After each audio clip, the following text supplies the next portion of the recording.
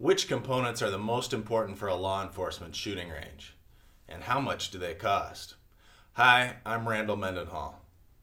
And I'm LaBelle.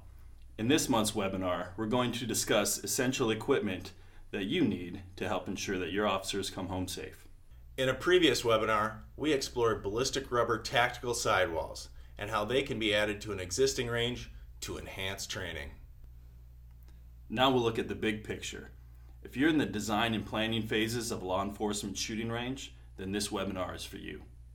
Please join us this Thursday, November 30th at 10 a.m. Central as we answer the question, how much does a law enforcement shooting range cost? And we'll see you on the range.